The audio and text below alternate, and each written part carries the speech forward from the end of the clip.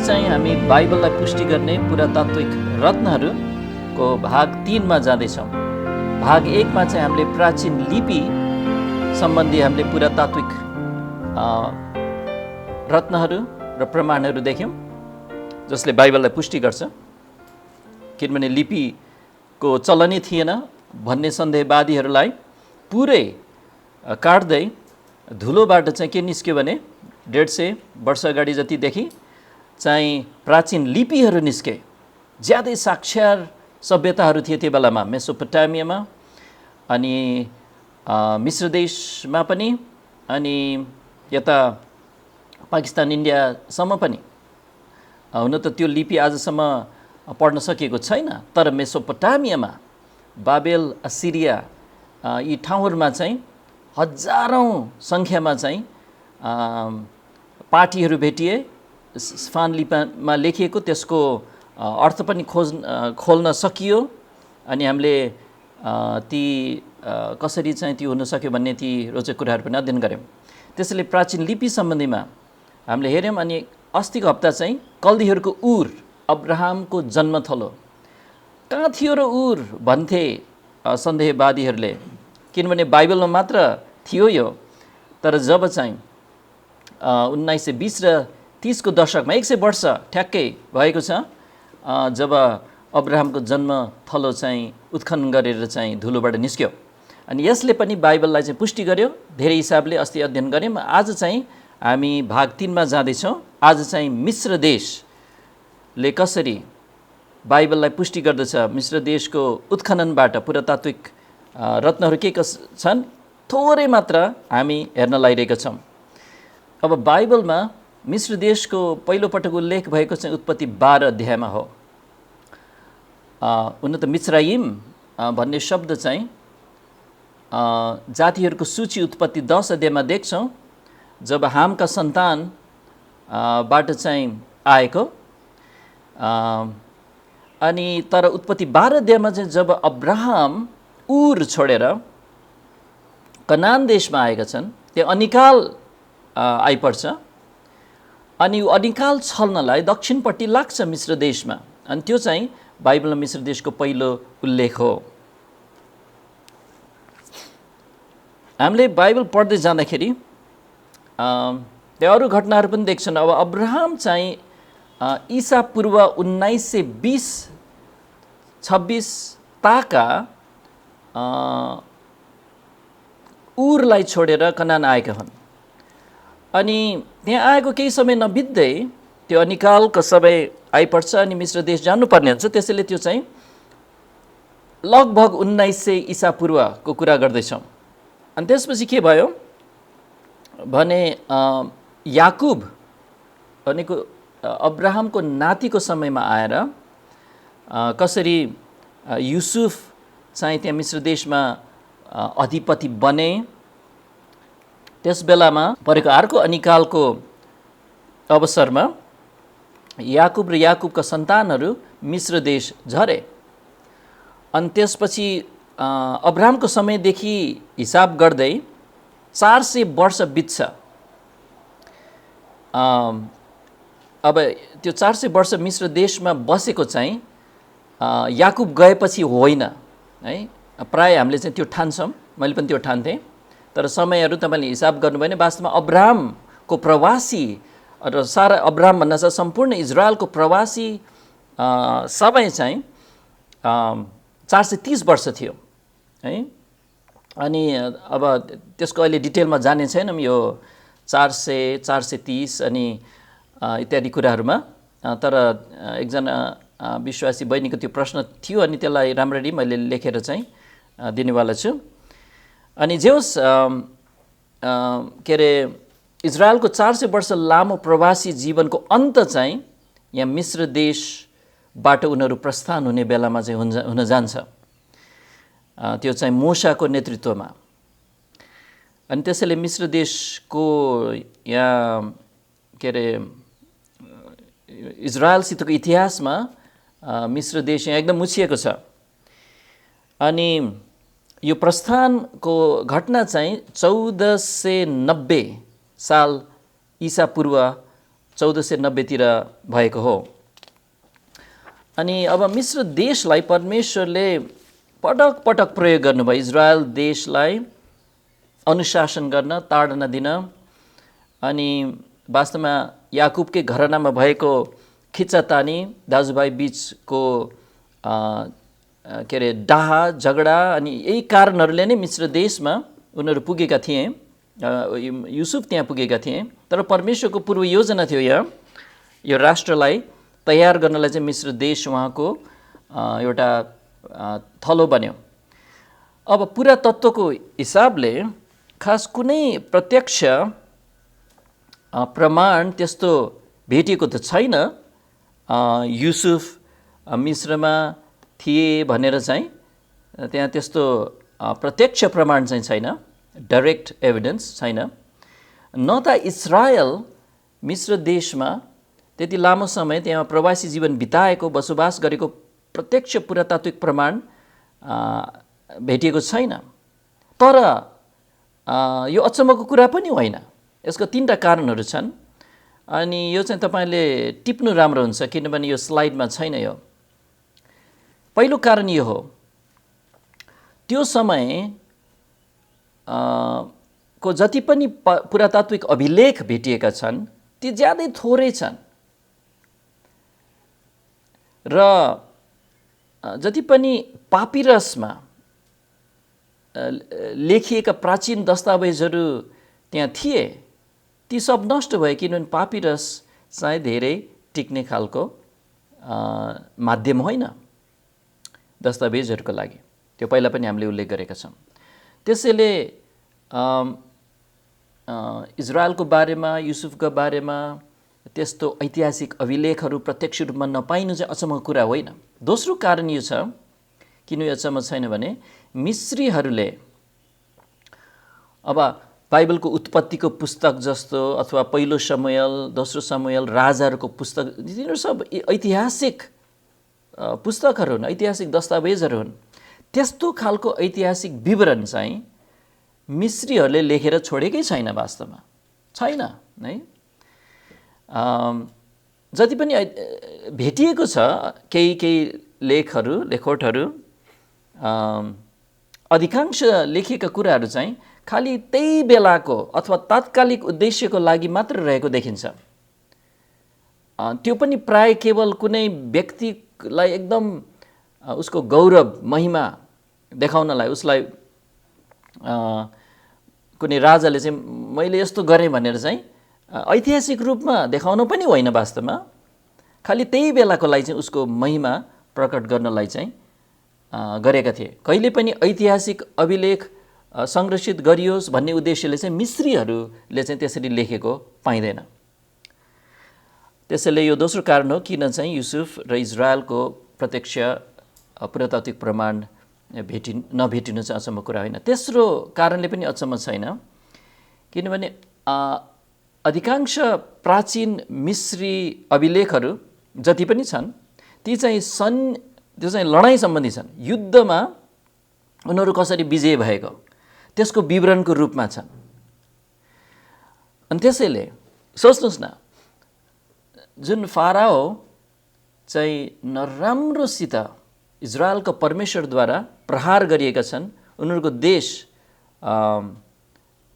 चाहिँ एकदमै विपत्तिले प्रहार गरिएर खत्तम भएको छ है। अब त्यस्तो कुराको ऐतिहासिक अभिलेख लेखेर बस्ने खालको जाति थिएन मिश्रीहरू कदापि पनि त्यस्तो अभिलेख राख्नेवाला थिएनन्।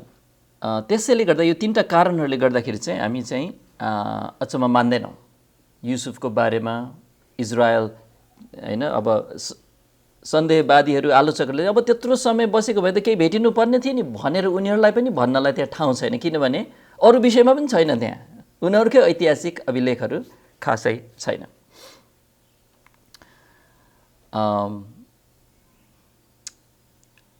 अनि अर्कोतिर यहाँ हामीले के भन्नुपर्छ भने, यो पनि टिप्नु होला, युसुफको सम्बन्धबाट ल ठिक छ त्यहाँ प्रत्यक्ष पुरातात्विक गवाहीहरू भेटिएन, तैपनि के चाहिँ प्रशस्त भेटिएको छ भने बाइबलीय अभिलेखलाई सप्रमाणित गर्ने त्यहाँ थुप्रै प्रत्यक्ष त होइन तर अप्रत्यक्ष इन्डाइरेक्ट प्रमाणहरू चाहिँ भेटिएका छन्। कस्तो? पहिलो चाहिँ यहाँ 5 वटा दिन्छु। पहिलो चाहिँ जस्तो कि पोतिफरले चाहिँ युसुफलाई दिएको जस्तै ओहदा जुन चाहिँ उसलाई पुरा उसको घरबारको उसको सबै जायजथाको चाहिँ उसलाई मुख्य भण्डारी बनाएका थिए, त्यस्तो ओहदा दिने काम चाहिँ मिस्रका महाजनहरूले, ठुला बडा महाजनहरूले चाहिँ ठुला ठुला पदमा भएका धनवानहरूले चाहिँ त्यस्तरी जिम्मा दिने गर्थे भन्ने कुरा चाहिँ मिश्री अभिलेखहरूमा चाहिँ भेटिएको छ। त्यसैले यो मिल्यो। यो त अप्रत्यक्ष अभिलेख, यो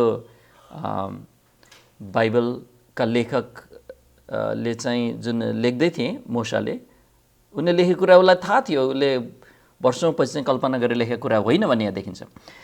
दोस्रो चाहिँ त्यो फाराओ भन्ने शब्द, फाराओ भन्ने यो शब्दावली चाहिँ मिश्री राजालाई प्रयोग हुने गर्थ्यो भन्ने तथ्य पनि चाहिँ बाइबलमा छ अनि त्यो चाहिँ वास्तविकतामा भेटिएको छ। अनि त्यसको बारेमा अझ मसिनो कुराहरू छन्, जस्तो कि ईसा पूर्व 10औं शताब्दीभन्दा अगाडिको समयमा चाहिँ जति पनि अभिलेख भेटेका छन् त्यहाँ फाराओ भन्दा कहिले पनि राजाको नाम उल्लेख हुँदैन थियो, खालि फाराओ भनिन्थ्यो। त्यो बेला जोसुकै राजा होस् उसलाई फाराओ भनिन्थ्यो। तर 10औं शताब्दीदेखि पछाडि ईसा पूर्वमा चाहिँ के चलन आयो भने मिश्र देशको अभिलेखहरूबाट भेटिन्छ, फाराओ भन्दाखेरि चाहिँ कुन चाहिँ फाराओ भनेर उसको नाम पनि उल्लेख भएको छ। अब हेर्नुहोस्, एकदम रोचक कुरा र बाइबललाई पुष्टि गर्ने एउटा कुरा के छ भने बाइबलमा पनि 10औं शताब्दी अगाडिको कुनै फाराओको नाम उल्लेख छैन। जस्तो कि हामीले देख्न लागिरहेका छौँ, मिश्रमा मूसा हुँदाको समयमा चाहिँ को चाहिँ फाराओ थियो नाम उल्लेख छैन, किनभने त्यो चाहिँ 10औं शताब्दी ईसा पूर्वभन्दा अगाडि रहेछ। तर 10औं शताब्दीकै समयको फाराओको नाम चाहिँ शाइशाक थियो अथवा सिसाक, कसरी हाम्रो नेपालीमा बाइबलमा भनेको छ। अनि ऊ चाहिँ उल्लेख भएको छ बाइबलमा, किनभने 10औं शताब्दीदेखि चाहिँ मिश्र देशको अभिलेखहरूमा पनि फाराओहरूको नाम चाहिँ फाराओ भन्ने शब्दावलीसँग प्रयोग भइन थालेको छ। यो चाहिँ बाइबललाई पुष्टि गर्ने अति नै बलियो प्रमाण हो। त्यसैले ठ्याक्कै मिश्रको चलन अनुसार नै यो शब्दावलीहरू पनि प्रयोग भइरहेको छ। त्यसैले यो अप्रत्यक्ष प्रमाण ज्यादै प्रबल छ।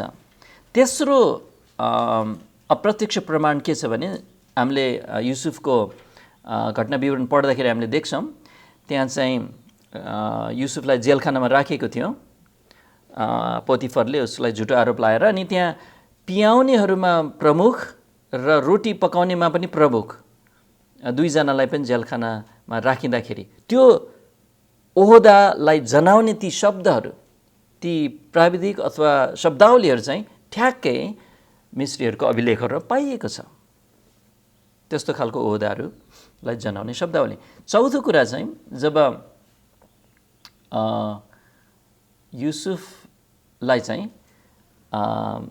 त्यो जेलखानाबाट निकाल्यो अनि उसलाई त अधिपति अथवा प्रधानमन्त्री बनाइयो, दोस्रो अधिकारको स्थानमा राखियो सम्पूर्ण देशमाथि, उसलाई 3वटा कुराहरू प्रदान गरिएको थियो। त्यो फारोले चाहिँ प्रदान गरेका थिए। एक चाहिँ यसलाई औँठी, दोस्रो चाहिँ विशेष पहिरन, सुतीको पहिरनहरू, अनि अर्को चाहिँ गलामा लाउने, घाँटीमा जुन्याउने सुनको सिक्री। अनि मिश्री अभिलेखहरूमा के पाएको छ भने मिश्रको फाराओले चाहिँ सम्पूर्ण देशमाथि अधिकारको ओहदामा कसैलाई राख्नु थियो भने उनीहरूलाई त्यस्तो व्यक्तिलाई प्रदान गर्ने कुरा ठ्याक्कै यस्तै हुन् भन्ने कुरा चाहिँ अन्य अभिलेखहरूबाट चाहिँ पुष्टि भएको छ। त्यसैले अप्रत्यक्ष प्रमाणहरू चाहिँ यहाँ अर्को पनि देख्छौँ कि बाइबलको अभिलेख कति सप्रमाणित छ, अथेन्टिक छ।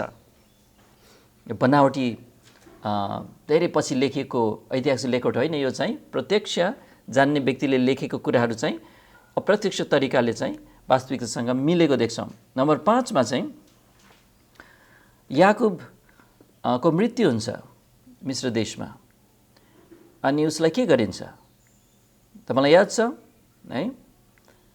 हिब्रूहरूले जस्तो गरिकन उसलाई त्यहाँ के अरे गुफामा लगेर गाडेको, के अरे एउटा के अरे कब्रस्थानमा लगेर गाडेको त छैन, होइन, उसलाई अनेक गरिएको छ। त्यहाँ परमेश्वरले मिस्र देशलाई पटक पटक चाहिँ इजरायललाई न्याय गर्नलाई, अनुशासन ताडना गर्नलाई चाहिँ प्रयोग गर्नुभएको कुरा हामी देख्छौँ। न्यायकर्ताको पुस्तकमा त्यो देख्छौँ र साथै राजाहरूको समयमा पनि त्यसो गर्नुभएको हामीले देख्छौँ। अब हामी ध्यान केन्द्रित केमा हौँ भने मूसाको समयमा रहेको फाराओ। अब के थाहा भएको छ भने मूसाको जीवनकालमा अब कुन चाहिँ फाराओ थिए भन्ने कुराको विषयमा वास्तवमा त्यहाँ चाहिँ निष्कर्ष आएको छैन। सम्भवतः त्यहाँ कम्तीमा पनि 2 जना फाराओ थिए, एकैचोटि त होइन, तर एकजना चाहिँ मूसा जन्मदाको बेलामा र अर्को चाहिँ मूसाले इजरायलीहरूलाई चाहिँ मिस्र देशबाट प्रस्थान गराउँदाको फाराओ। अनि अब इजरायल लगभग ईसापूर्व 1876 देखि 1400 माफ गर्नुहोस्, यो चाहिँ के अरे यहाँ केही मिस्टेक भएको छ, एकछिन है माफ गर्नुहोस्।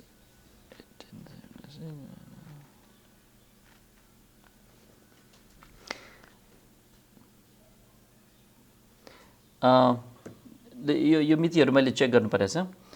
के अरे मिस्रमा रहेको कुरा चाहिँ यो मिति दिएको छ यहाँ चाहिँ। अनि त्यसपछि उनीहरूलाई प्रतिज्ञाको देशमा लान परमेश्वरले चाहिँ मूसालाई उठाउनु भएको कुरा चाहिँ हामीले चाहिँ बाइबलमा पढ्छौँ। अनि प्रस्थान 1:8 मा पढ्छौँ, अब मिस्रमा एउटा नयाँ राजा उठे जसले युसुफलाई चिन्दैनथे। त्यसैले युसुफ अधिपति रहन्जेलसम्म इजरायलीहरूलाई चाहिँ राम्रो भइरहेको थियो। युसुफको मृत्युपछि केही समयपछि अर्को नयाँ राजा उठेका छन्। अनि यहाँ पढ्छौँ प्रस्थान 1:22 मा, अनि फाराओले आफ्नो सारा प्रजालाई यसो भन्दै आज्ञा गरे, तिमीहरूले हरेक छोरालाई जो जन्मन्छ नदीमा फालिदिनु, तर हरेक छोरीलाई जिउँदो छोड्नु। प्रस्थान 1:22 मा। अनि त्यसपछि हामी एकचोटि उत्पत्ति के अरे प्रस्थानको 2 अध्यायमा पल्टौँ। अनि प्रस्थान 2:1-9 पढ्नेछौँ हामी। अब मिस्रीहरूले इजरायलसँग नराम्रो व्यवहार गर्न थालेको कुरा, ज्यादै कठोर व्यवहार गरेको कुरा चाहिँ प्रस्थानको 1 अध्यायमा हामी पढ्छौँ। अब 2 अध्यायमा आएर चाहिँ मूसाको जन्म बारेमा पढ्छौँ। अनि यो खण्ड पढौँ। अनि एकजना लेवीको घरानाका मानिस गए र लेवीकी छोरीलाई विवाह गरे। अनि ती स्त्री गर्भवती भइन् र एउटा छोरा जन्माइन्। अनि जब तिनले उसलाई सुन्दर देखिन् तब तिनले उसलाई 3 महिनासम्म लुकाइन्। अनि जब तिनले उसलाई अरू बढ्ता लुकाउन सकिनन् तब तिनले उसका निम्ति पटेरले बनेको एउटा कोक्रो ल्याइन्, त्यसमा चिल्लो माटो र अलकत्रा लगाइन् र त्यसभित्र त्यस बालकलाई राखिन्। अनि तिनले त्यो नील नदीको किनारमा पटेरहरूको बीचमा राखिन्। अनि उसकी दिदी चाहिँ उसलाई के हुने हो सो जान्नलाई टाढामा उभिरही। अनि फाराओकी छोरी, अब हाम्रो ध्यान यहाँ फाराओको छोरीमा जाँदैछ। फाराओकी छोरी नदीमा नुहाउन झरिन्। अनि तिनका सहेलीहरू नदीको किनारमा टहल्न लागे। अनि जब तिनले पटेरहरूको बीचमा त्यो कोक्रो देखिन् तब तिनले आफ्नी दासीलाई त्यो लिन पठाइन्। अनि जब तिनले त्यो खोलिन् तब तिनले त्यस बालकलाई देखिन्। अनि हेर त्यो बालक रोइरहेको थियो। अनि उसप्रति दयाले भरिएर तिनले भनिन्, यो हिब्रूहरूका छोराहरूमध्ये एउटा हो। तब उसकी दिदीले फाराओकी छोरीलाई भनी, के म जाउँ र तपाईँका निम्ति हिब्रू स्त्रीहरूबाट कुनै एउटी धाईलाई बोलाऊँ र त्यसले तपाईँका निम्ति यस बालकलाई दुध खुवाओस्। फाराओकी छोरीले त्यसलाई भनिन्, जाओ। अनि त्यो केटी गई र त्यस बालककी आमालाई बोलाएर ल्याए। अनि फाराओकी छोरीले तिनलाई भनिन्, यस बालकलाई लैजाऊ र मेरा निम्ति यसलाई दुध खुवाउने गर, अनि म तिमीलाई तिम्रो ज्याला दिनेछु। अनि ती स्त्रीले त्यस बालकलाई लगिन् र उसलाई दुध खुवाउने गरिन्। अब यहाँ घटना हामी देख्छौँ कि मोशालाई चाहिँ दरबारमा हुर्काइएको कुरा आउन लागिरहेछ, किनभने ऊ चाहिँ अब फाराओको छोरीको धर्मपुत्र भएको छ र दुध खुवाउन्जेलसम्म मात्र आमासँग हुने भएको छ। अनि किनभने फाराओको छोरीले चाहिँ मोशाको आमाले उसलाई चाहिँ अब नील नदीमा टोकरीमा राखेर त्यसरी राख्दाखेरि चाहिँ उसले मोशालाई आफ्नो धर्मपुत्रको रूपमा चाहिँ ग्रहण गर्छन्। अब यो कुरा भइसकेपछि पछि हामीले पढ्छौँ कसरी ठुलो भएपछि चाहिँ विश्वासीद्वारा मोशाले उमेरदार भएपछि फाराओकी छोरीको छोरो कहलाइन इन्कार गरे। सानोमा त धर्मपुत्रको रूपमा त्यहाँ बसिरहेको थियो, अनि सब मिश्र देशको दरबारमा हुर्किरहेको थियो, तर उमेरदार भएपछि 40 वर्षको उमेरमा चाहिँ त्यो धर्मपुत्र रहन चाहिँ इन्कार गर्छन्। अब यो छोरी को थियो? अनि यो फाराओकी छोरी भन्ने चाहिँ हातशेप्सुत चाहिँ फाराओ तत्मोसिस प्रथमका छोरी थिए भन्ने कुरा त थाहा छ। र मानिन्छ कि यिनै फाराओले चाहिँ यहुदी बाबुहरूलाई मार्ने आदेश दिएका हुन् यो तत्मोसिस प्रथमले। अनि उसको छोरीको नाम चाहिँ हातशेप्सुत थियो।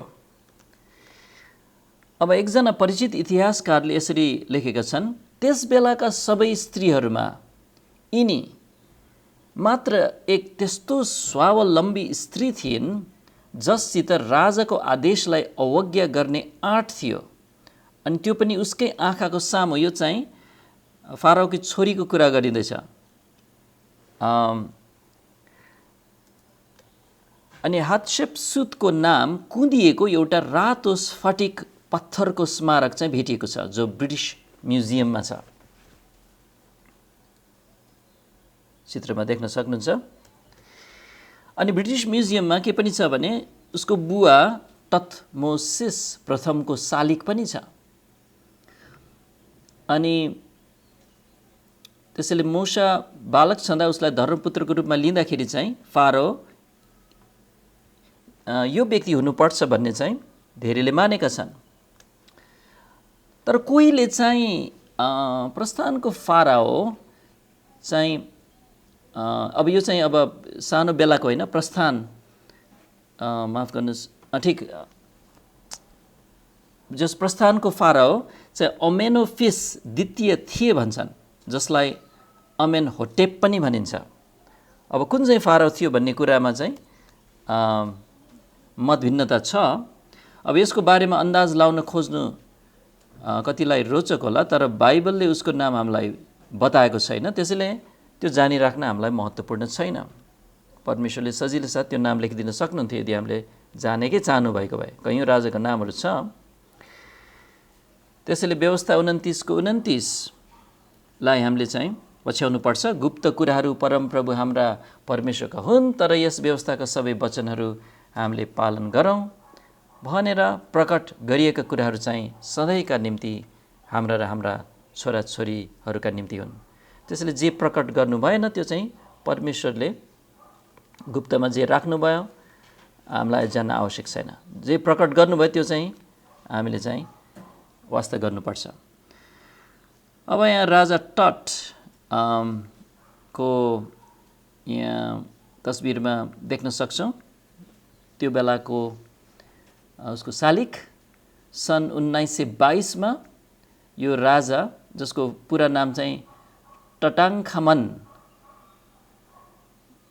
यो टटाङ्खमन राजाको कब्रस्थानका कोठीहरूबाट प्राप्त भएको प्रकाशको कुरा गर्न लागिरहेछौँ। यो चाहिँ जमिन मुनि त्यहाँ कब्रस्थान बनाउँथे यिनीहरूले, मिस्त्रीहरूले। अनि राजाको कब्रस्थानमा चाहिँ त्यहाँ 4वटा कोठाहरू थिए, कोठीहरू भन्न सकिन्छ। 3वटा यी ससाना यी कोठाहरूमा चाहिँ, कब्रस्थानको कोठाहरूमा चाहिँ यो मृतक राजा उसलाई अब यात्रा गर्नलाई को लागि भनेर चाहिँ त्यहाँ कुराहरू राखिएको पाइयो। र 4थोमा चाहिँ उसको शव पाइयो एउटा बाकसभित्र। अनि जस्तो अस्ति हामीले हेर्थ्यौँ, कल्दीहरूको उरहरूले पनि के गर्थे, ती राजाहरू मर्दाखेरि चाहिँ अब उनीहरू हामी यो लैजाने हो भनेर चाहिँ थुप्रो भारदारहरू, नोकर चाकरहरू अनि बैलगाडाहरू, सम्पत्तिहरू सहित चाहिँ गाडिन्थ्यो है। यो झुटो विश्वास उनीहरूले गर्थे। जस्तो प्राचीन समयहरूमा र अहिले पनि कति झुटा विश्वासहरूमा केही लान सकिन्छ भन्ठान्ने खालको कुरा छ। अनि जब उसको यो कब्रस्थान खनियो त्यहाँ चाहिँ यति सम्पत्ति भेटियो कि त्यसले चाहिँ अब हामीलाई मूसाले कति कुरालाई त्यागेका रहेछन् त, कस्तो सम्पत्ति त्यागेका रहेछन्, मिश्रको धन सम्पत्ति भने कस्तो हुँदो रहेछ, त्यो अलिकति हामीलाई बुझ्न चाहिँ मद्दत गर्छ, अझ राम्रोसँग बुझ्न मद्दत गर्छ। यो एउटै कब्रस्थान, खालि अब एउटा राजाको कब्रस्थान हेर्दैछौँ, सबैको पनि होइन, एउटा यो टट भन्ने राजाको कब्रस्थान मा चाहिँ के भेटियो भने अब त्यहाँ यति धेरै सम्पत्ति भेटियो, सुन र रत्नहरू भेटियो कि यो चाहिँ स्तब्ध पार्ने खालको छ। यहाँ चित्रमा देखाएको छ एउटा निखुर सुनले बनेको शव बाकस अथवा कफिन, जसको वजन चाहिँ 110 केजी छ। 110 केजीको सुनको कुरा गरेको मैले है, सुन मात्र 110 केजी। यो भयो शव बाकस अथवा कफिन। अब याकुब र युसुफलाई चाहिँ पनि बाकसमा राखेर लगाएको थिए, अवश्य नै यस्तो तरिकाले त यति सुनले त राखेका थिएन है। तर फाराओलाई गाड्दाखेरि यसरी गाडिन्थ्यो। यो अनुमान छ कि कब्रस्थानको सुनको पाता मात्र 182 केजी रहेको छ। 182 केजीको सुन। अब त्यो शव मुकुण्डो पनि पुरै सुनको छ।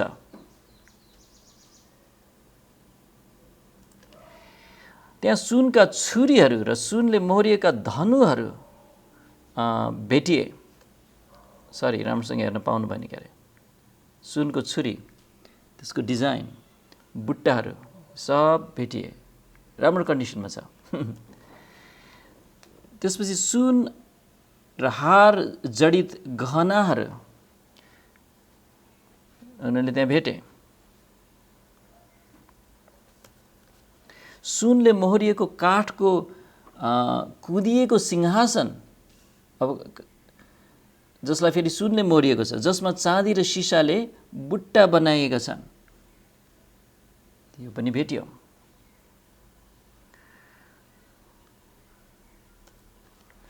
त्यसपछि सुनले मोहरिएको सन्दुक भेटियो, जसको भित्र बाहिर चाहिँ रत्नहरू जडिएका छन् र जसमाथि शिकार खेलिरहेका रङ्गीन दृश्यहरू पनि कोरिएका छन्। नीलो, रातो, कालो अहिलेसम्म देख्न सकिने अवस्थामा। अब कब्रस्थानभित्र के पनि भेटियो भने पाटपुर्जा फुकालिएका 4वटा रथहरू पनि भेटिए, जसमध्ये एउटा चाहिँ सुनले मोहरिएको थियो। अब अहिले कोले गर्ने हो भने चाहिँ उसले चाहिँ 4वटा उसको महँगो गाडी राखे जस्तो हो, सुनले बनेको उसको चाहिँ कार राखे जस्तो हो।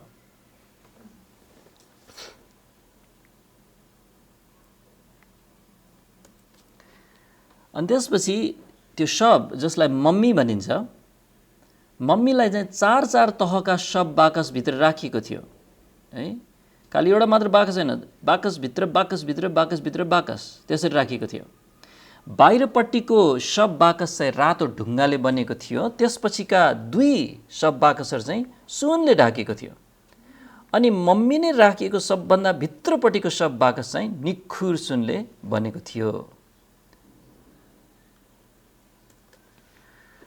अब हामी विचार गरौँ मूसा कति बुद्धिमानी थिए जब उसले यो निर्णय गरे कि म मिश्रको धन सम्पत्तिलाई चाहिँ त्यागेर म परमेश्वरको जनहरूसित बरु दुःख भोग्न रोज्छु, किनभने परमेश्वरको इनाम चाहिँ सदाको लागि चाहिँ यो मिश्रको धन सम्पत्ति त केही होइन।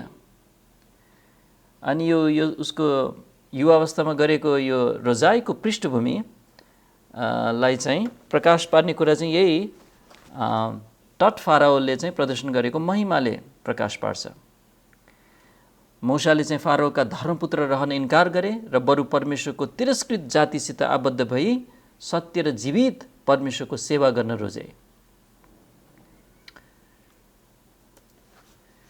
जसरी हिब्रू 11:24 र 25 हामी पढ्छौँ, विश्वासैद्वारा मूसाले उमेरदार भएपछि फाराओकी छोरीको छोरा कहलाइन इन्कार गरे। थोरै समयसम्म पापको मोजमज्जा भोग्नुभन्दा बरु परमेश्वरका जनहरूसँग दुःख भोग्नु नै तिनले रोजे। मूसाले आफ्नै आँखाले देखेका थिए यस्तो ऐश्वर्य, त्यसमै हुर्केका थिए उनीहरू त्यो दरबारमा। मूसाको विश्वासलाई विचार गर्नुहोस्। अनि हामीलाई उसको नमुना चाहिँ पवित्र शास्त्रमा दिएको छ अनि उसलाई परमेश्वरले एकदम प्रयोग गर्नुभयो, एकदम। अनि 11:26 हिब्रू, तिनले ख्रिस्टको निन्दालाई चाहिँ मिश्रको धन सम्पत्तिभन्दा ठुलो धन सम्झे, किनकि तिनको आँखा इनामतिर लागेको थियो। त्यसले निर्धारण गर्यो, उसको विश्वासको आँखाले त्यो देख्न सक्यो जुन चाहिँ अरूले देख्न सकिरहेको थिएन। अब मिश्रीहरूले चाहिँ के विश्वास गर्थे त? उनीहरूको विश्वासलाई विचार गर्दा मुक्ति सम्बन्धी उनीहरूको विश्वासलाई हामी चाहिँ यहाँ उल्लेख गर्नेछौँ।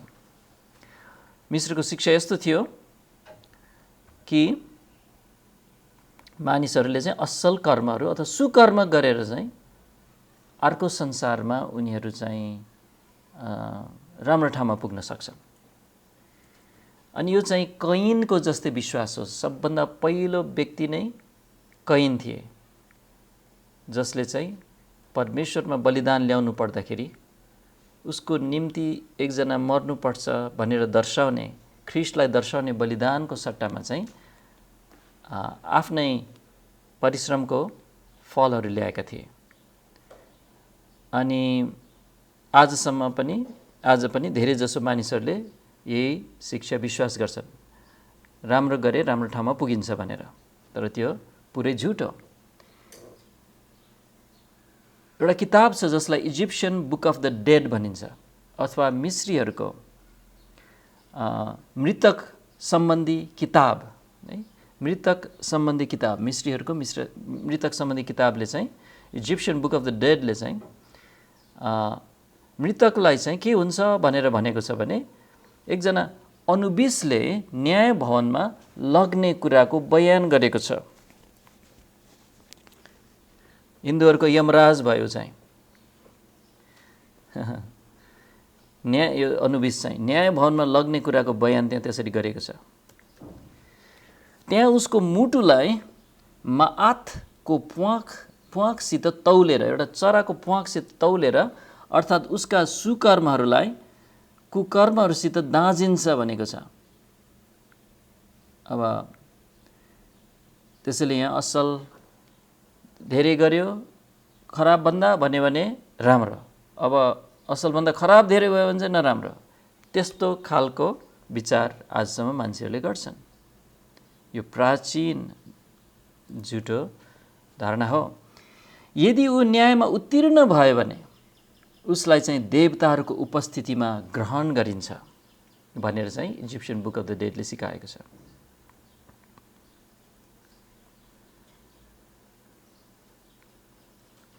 अब हिन्दूहरूले चाहिँ के विश्वास गर्छ, ऊ चाहिँ इन्द्रलोकमा स्वर्गमा पुग्छ है, उसको सुकर्महरू धेरै छ भने। अनि त्यसपछि उसको सुकर्महरूको म्याद सकेपछि ऊ अब फेरि मृत्युलोकमा आउनुपर्छ। यो पुनर्जन्म चाहिँ हिन्दूमा चाहिँ। अब यहाँ मिश्रीहरूले पनि यसरी चाहिँ जे होस् देवताहरूको उपस्थितिमा है, यो चाहिँ पुरानो शैतानको झुट हो। तिमी यो खायो भने ईश्वर जस्तै हुनेछ। अब त्यो इजिप्सियन बुक अफ द डेडले सिकाएको कुराको पुरा दृश्य चाहिँ हेर्न सकिन्छ यो तस्बिरमा। क्रमिक रूपमा एउटा एउटा चरणलाई त्यहाँ देखाएको छ। अनि जताततै अधिकांश मानिसहरू यही प्राचीन झुटलाई विश्वास गर्छन्, यो सोचेर कि मुक्ति पाइने चाहिँ सुकर्महरूले हो, इमान्दारिताले हो, दान धर्मले हो, गरिब गुरुवालाई खुवाएर हो, धर्म आदिले हो, त्यही विश्वास गर्छन्। सत्य यो हो कि मानिस परमेश्वरको धर्मी मापदण्डले जब नापिन्छ, मान्छेको नाप्ने मानदण्ड होइन तर परमेश्वरको धार्मिकताले नापिँदाखेरि चाहिँ ऊ पूर्ण रूपमा दोषी छ। र त्यो व्यक्ति, हामी पापीहरू चाहिँ केवल प्रभु येशूको बलिदानले मात्र परमेश्वरको सामु चाहिँ ग्रहणयोग्य बन्न सक्छौँ। येशू ख्रीष्टको बलिदानले मात्र हामी स्वर्ग जान सक्छौँ। यो चाहिँ सुसमाचार हो। अरू सबै धर्मले एउटै कुरा सिकाउँछ, सुकर्मले स्वर्ग पुगिन्छ, सुकर्मले चाहिँ हाम्रो आउनेवाला जीवन राम्रो हुन्छ। बाइबल मात्रले सिकाउँछ येशू ख्रीष्टको बलिदानद्वारा मात्र एउटा पापी परमेश्वरको सामु ग्रहणयोग्य हुन्छ। यसद्वारा पनि देख्छौँ कि बाइबल परमेश्वरबाटको हो, अरू चाहिँ सबै मान्छेबाटको हुन्। अनि मान्छेबाट भएकोले त्यसमा केही अलि फरक रूपहरू पाइन्छ है। परमेश्वरबाट भएको भए त्यति हुँदैन थियो। बाइबलले भन्छ किनकि सबैले पाप गरेका छन् र परमेश्वरको महिमा रहित हुन गएका छन् र उहाँको अनुग्रहद्वारा ख्रीष्ट येशूमा भएको छुटकाराको कारणले तिनीहरू सित्तैमा धर्मी ठहरिन्छन्। सित्तैमा धर्मी ठहरिने यो सुसमाचारको शिक्षा हो। मिस्र शक्तिशाली राष्ट्र हुँदा सुसमाचार लुकेको थिएन, अर्थात् सत्य जान्न सकिन्थ्यो। वास्तवमा सुरुदेखि सत्य जान्न सकिन्थ्यो। आदमको छोरा हाबिललाई अगमवक्ता भनिएको छ नयाँ नियममा। हाबिलदेखि जकरिया भन्नाले चाहिँ अगमवक्ता चाहिँ सुरुदेखि अन्तसम्म पुरानो नियमको। अनि उनीहरूले ती अगमवक्ताहरूले घोषणा गर्दै आए। त्यहाँ हनोक भन्ने पनि थियो, सत्यलाई प्रचार गर्ने। नोह थियो, आदम आफै थिए। अनि साथै इजरायलको बलिदान गर्ने प्रणाली, भेटु नेपाल अनि मन्दिरद्वारा चाहिँ सारा संसारमा चाहिँ परमेश्वरका पापी मानिसको पहुँच चाहिँ कसरी हुन्छ भन्ने कुरा चाहिँ दर्शाइएको थियो। सुलेमान राजाको पालोमा धेरै परदेखि राजाहरू आए, सबै देशका राजाहरू आए भनेको छ त्यहाँ। त्यसैले अनि त्योभन्दा अगाडि पनि जान्न सकिन्थ्यो।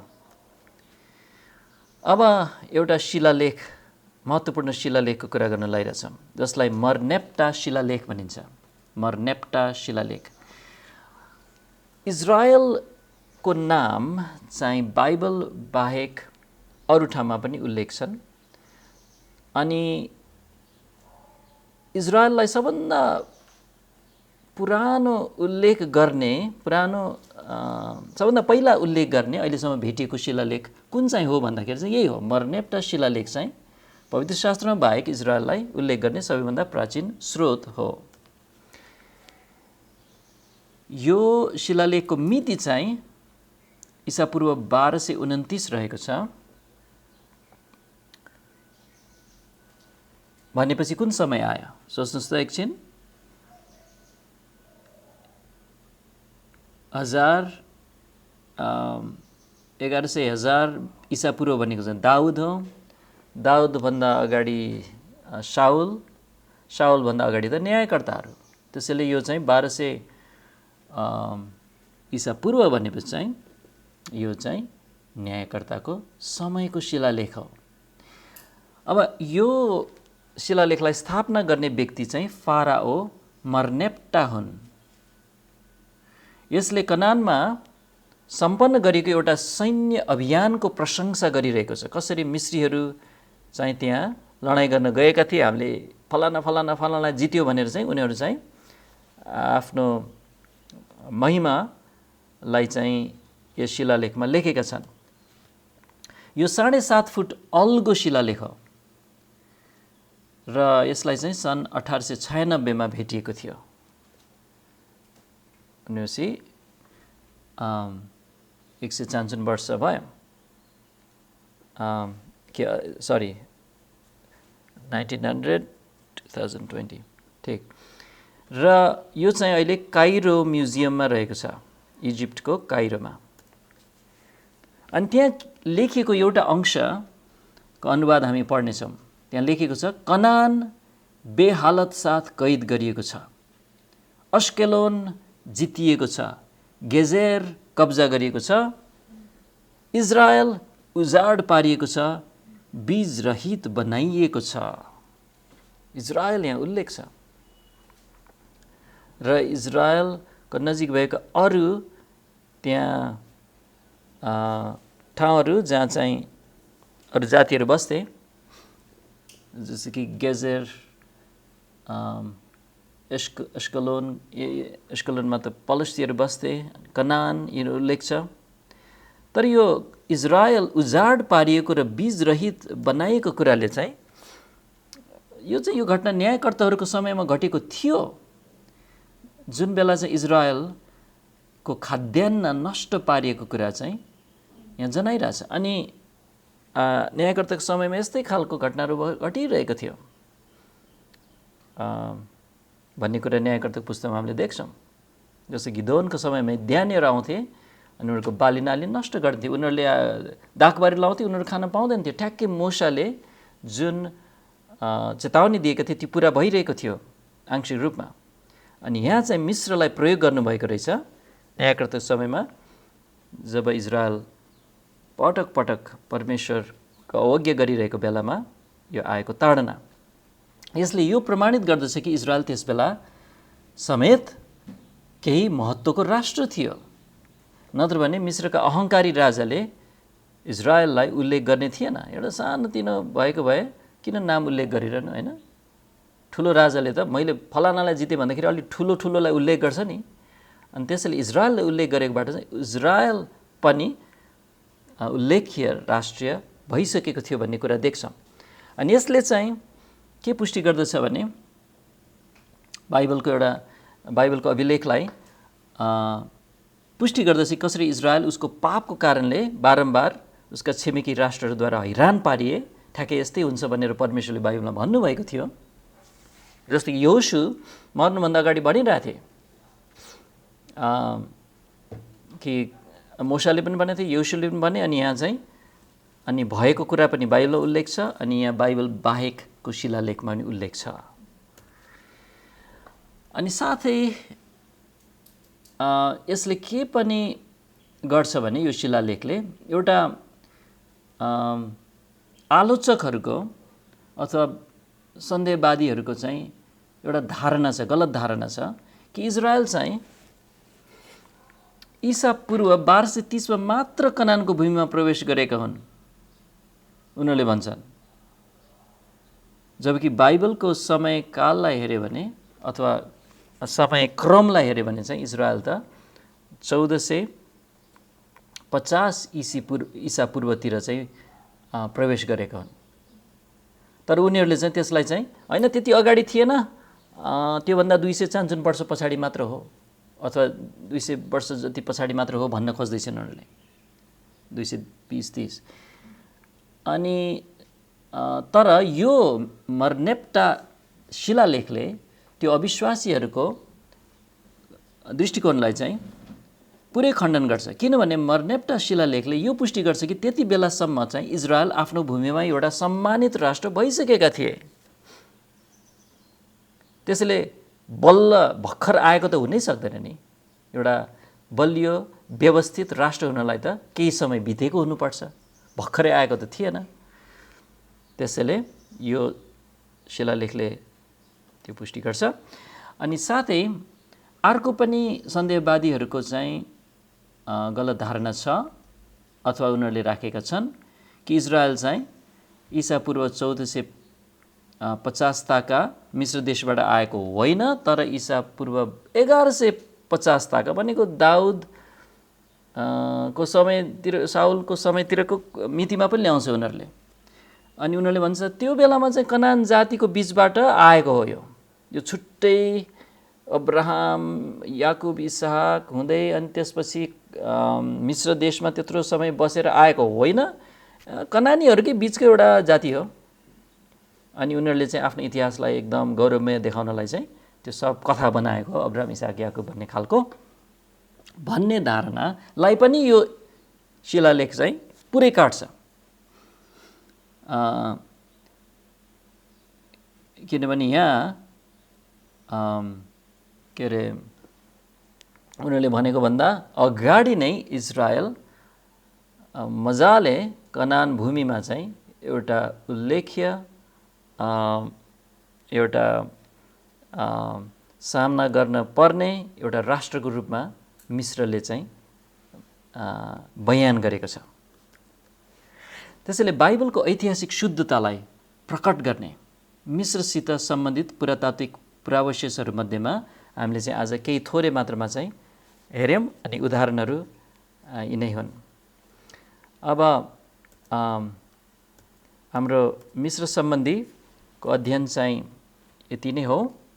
हुन्छ त अब हाम्रो चाहिँ अध्ययनको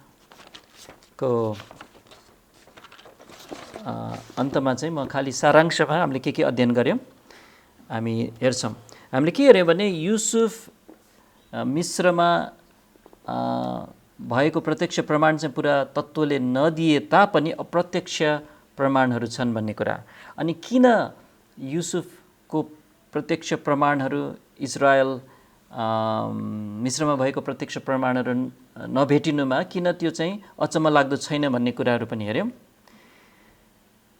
तर अर्कोतिर चाहिँ अप्रत्यक्ष प्रमाणहरू चाहिँ एकदमै विस्तृत पायौँ पनि, त्यसैले यो बलियो छ। अनि अर्को चाहिँ प्रस्थानको समयमा भनेको चाहिँ जब मूसाले चाहिँ इजरायलीहरूलाई निकाले मिश्रबाट, त्यो बेलाको फाराओ कुन चाहिँ थिए भनेर चाहिँ हामीले ठ्याक्कै पहिचान गर्न चाहिँ सम्भव छैन। अनि अर्को कुरा चाहिँ फाराओ टट को ऐश्वर्यले चाहिँ के दर्शाउँछ भने हामीलाई मूसाले कस्तो किसिमको मिश्र देशको धन सम्पत्तिलाई त्यागेका रहेछन्। अनि एउटा कुरा मैले उल्लेख गर्न बिर्सेछु, त्यो चाहिँ के भने